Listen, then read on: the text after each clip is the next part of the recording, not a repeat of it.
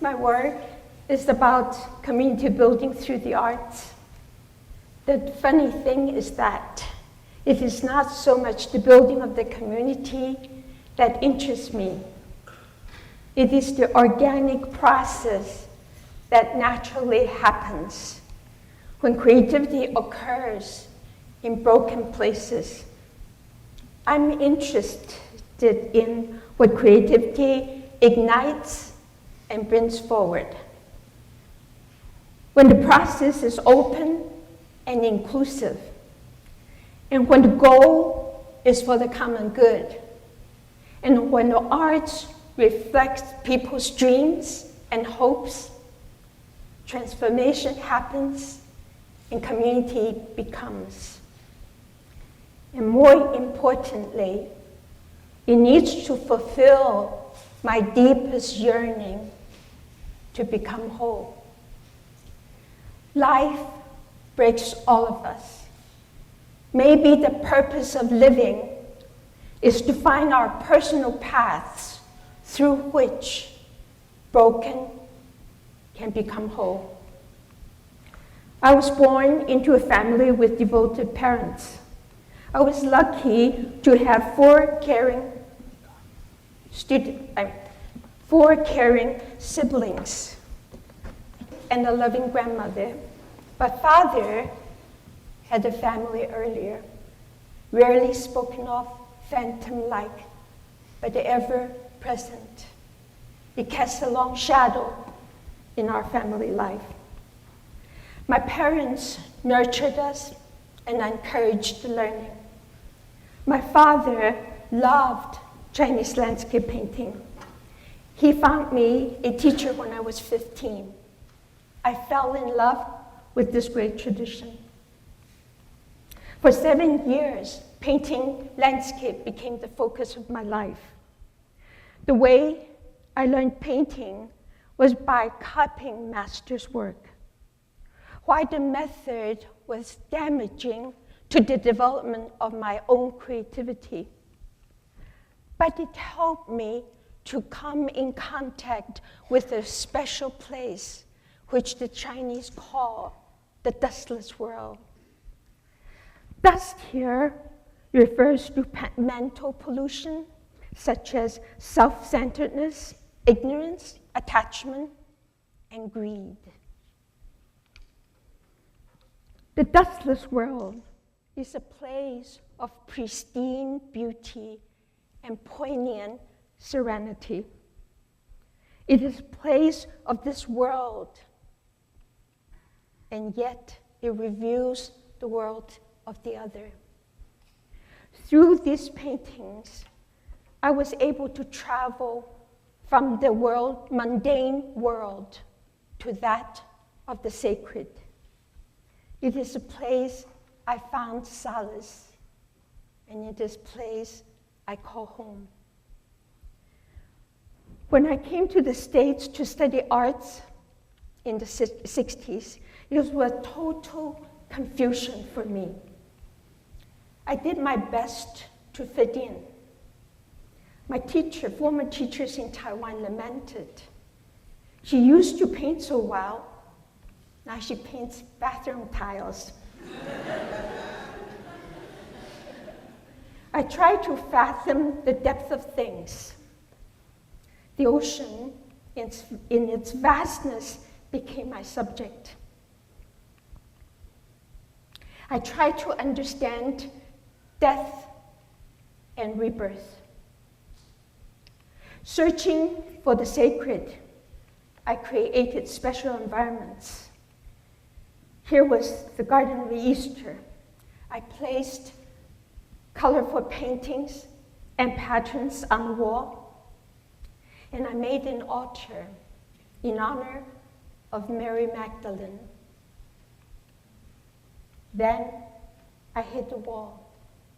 My life was going well, raising my son, teaching at the University of the Arts, and showing at nice galleries. But something was amiss. I felt an emptiness inside. That set me off searching for meaning and authenticity. And life responded. In 1986, I was invited by Arthur Hall, the distinguished late dancer and choreographer, to create an art park on an abandoned lot next to his headquarters in inner city, North Philadelphia. I was interested, but totally scared. I have little resources, no experience in working outdoors or in a community setting. I wanted to run away. But the little voice in me said, if you do not rise to the occasion, the best of you will die, and the rest will not amount to anything. I did not want to see a coward in the mirror, so I stepped into the project.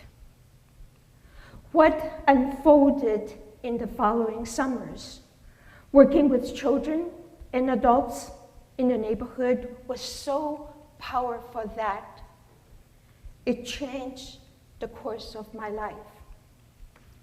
Through working with the children, we gained the trust of the adults. Their participation rooted the project firmly in the community. We made many mistakes along the way, but when we got it right, we found our voice. It was authentic and fresh. It is so full of life that it turned cement columns into colorful art trees. In 2000, we turned an abandoned industrial land into a tree park. We populated it with unique sculptures. One time, I even saw a bus bringing tourists on safari in our neighborhood. Sometimes, nature turns the bad land into the land of enchantment. How interesting it is that in this broken place in inner city North Philadelphia, and through the thickness of life, that I found my way back to that pristine, dustless world. I had the privilege to witness the student-led democracy movement unfolding at Tiananmen Square in 1989. The heart of the momentous event was the hunger strikers. They were university students who decided to put their lives on the line to get their voices heard. They wanted democracy for China, and many of them have written their last wills. It was heartbreaking to read some of the messages. "Oh party, oh mother, where art thou? Mother, I'm leaving. Little sister, don't cry." I was struck by the power of the hunger strikers. Their simple action of sitting and refusing food set the whole nation on fire. It dawned on me that if I want my life count, being an artist is a way of life. It is about delivering the vision one is giving, and it is about doing the right thing without sparing oneself. This prepared me for an extraordinary place called the Korokocho. It is a huge garbage dump situated on the outskirts of Nairobi. 100,000 people live here. thousands tried to eke out the living from the dump site. People experienced violence on so many levels: filth, the lack of water, clean water, air, opportunities, and the raging hunger. It is the violence of poverty and deprivation. What was one to do in face of such devastation? For an artist, bring colors. Following the footsteps of Christ, Father Alex Zanotelli not only helps the poor, he lives with the poor. His church, St. John's Catholic Church, is located on the edge of the huge garbage dump. It is the place where hundreds of children and adults find comfort and refuge. This became our project site. No one could have imagined that beauty could exist in such a place, including me. But as our brightly colored images emerged, the mood of the community began to change. When we dared to place the freshly carved angels on top of an abandoned quarry structure to guard and bless this endangered community, the spirited people soared. Creating art in forlorn and forsaken places is like making fire in the frozen darkness of a winter's night. It brings light, warmth, hope, and it beckons people to join in. Word spread. People heard that an artist from America was working with residents in the dump site community in Korokocho. At the dedication, over 1,000 people attended. Our honored guests included members from embassies, Kenyan government, universities, private foundations. Most of them had never set foot in this pain-inflicted community. To our surprise, American Ambassador Aurelia Brazil appeared in person to honor the occasion. On that day, I felt the immense power of art. Through our collaborative action in creating beauty, we empowered ourselves to push open the weighty hell gate of this vast slum so that fresh air and sunlight poured in. Father Alex commented, "It is important that we bear witness in places like Korokocho. It helps people to remember that they are not forgotten and they do not suffer in vain."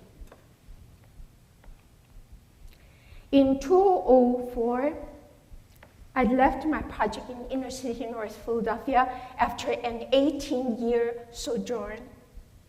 Finally, it was time to mend the brokenness in my own life and face the dark shadows that have haunted me for so long.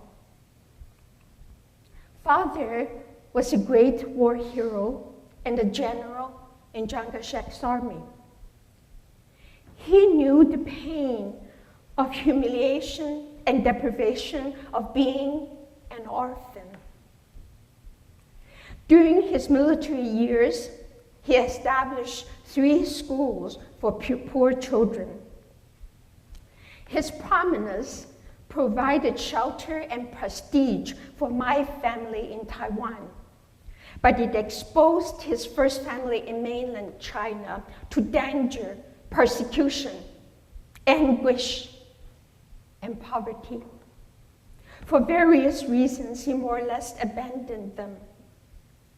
He suffered deep guilt, depression, and grief the rest of his life. Though flawed, he was the most loving father to me. To repay his love, I felt the urgency to reconnect with the first family, to turn father's guilt into fulfillment. After a great deal of efforts from both families, we realized our dream. In 2012, the officials of the Tengchong Vocational School in Yunnan province installed a statue of my father on the campus to commemorate his contribution as the founder of the school 60-some years ago. At the dedication, under his statue, the two families became one. Look at the happiness of our next generation. Here, the long shadows of sorrow and regrets were transformed into jubilance and joy. This prepared me for the most challenging projects I have ever done. The building of the Rwanda Genocide Memorial. Looking back, I'm still surprised that this project has ever happened.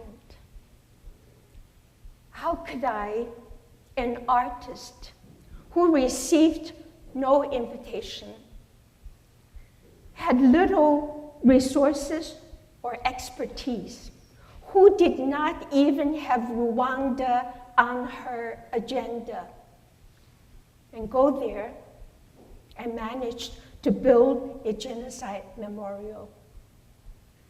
My answer, in short, is that life beckoned and I responded.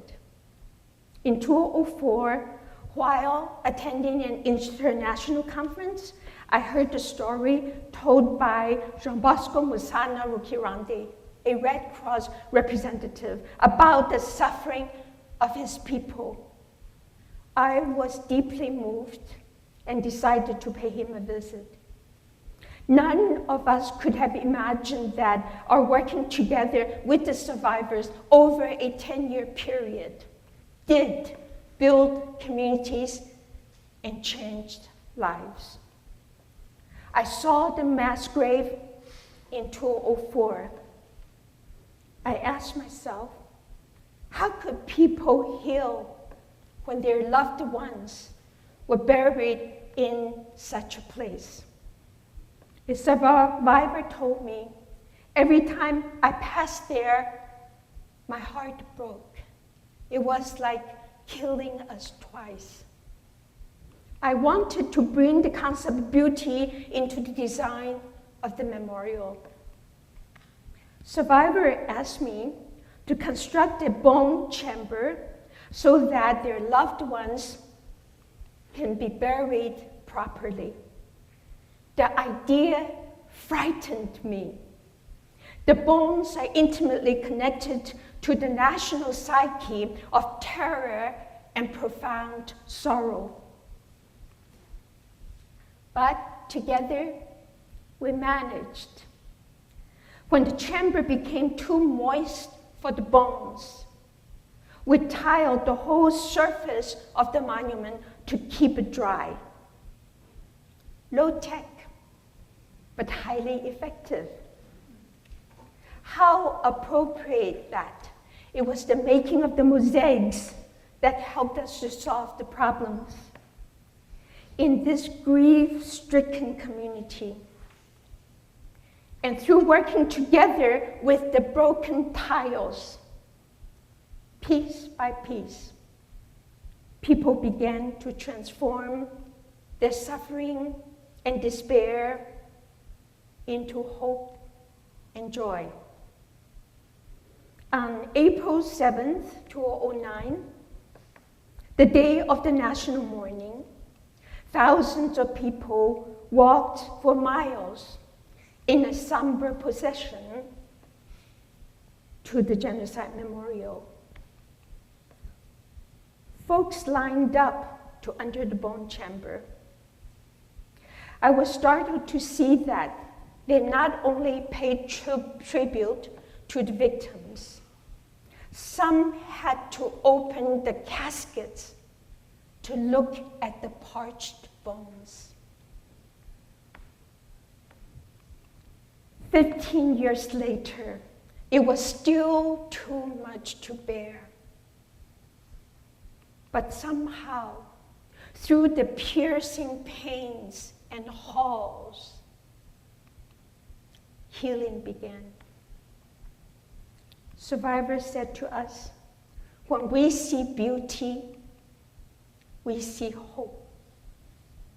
Now our loved ones can come home in honor and dignity. Art and beauty heal. So, what is the idea with spreading? Listen to the voice in your heart. Be courageous to respond to life's calling. Take action. Creative action, guided by compassion, leads to transformation. Thank you.